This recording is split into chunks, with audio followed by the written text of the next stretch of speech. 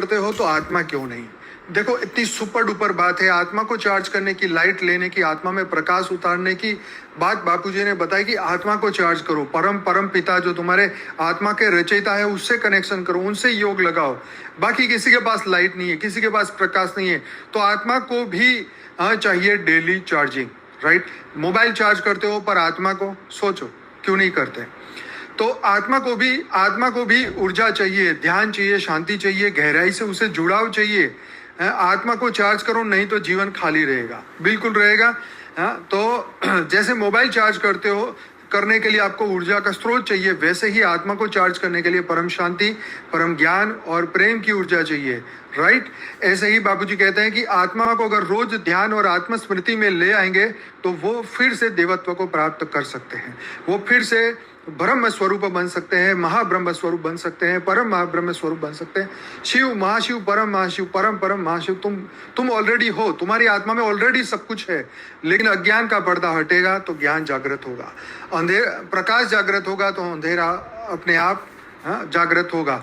करोड़ों साल का अंधकार होगा, फिर भी एक सूर्य की किरण जो है, उस एक किरण से अंधकार खत्म हो सकता है।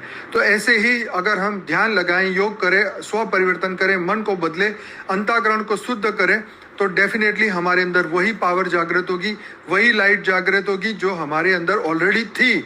और वही आत्मा का प्रकाश, जैसे मैं हमेशा बोलता हूँ कि अनंत सूर्यों का प्रकाश हमारे भीतर है, वो जब जागृत होगा तो आप देखेंगे कि आपका मन, बुद्धि, संस्कार सब कुछ परिवर्तित हो जाएगा। जैसे 7 दिन में मोक्ष मिलने की बात हमारे शास्त्रों में लिखी हुई है परीक्षित राजा को, ऐसे ही हम 7 दिन में नहीं 7 सेकंड में मोक्ष प्राप्त कर सकते हैं, जब हमारा ब्रह्म ज्ञान पूरा हो जाए, जब हमारा आत्मज्ञान पूरा हो जाए, अंतमते सो गति हो जाए। दुनिया में जो कुछ भी हो, जैसी भी सिचुएशन हो, कहाँ भी फंसे हो, किसी भी तरीके से अगर देह भी छूट जाए तो भी आपका अंतिम श्वास, अंतिम संकल्प आपको परम गति प्राप्त करा सकता है, आपके अंदर परम ऊर्जा उस वक्त पैदा कर सकता है जब आपको उसकी रियल की जरूरत है। इसलिए प्रैक्टिस करो, अपने आप को चार्ज करो, डेली योग करो, ध्यान करो, अपनी ऊर्जा को बढ़ाओ, फालतू के व्यर्थ के विचारों को खत्म करो, संशय को छोड़ो।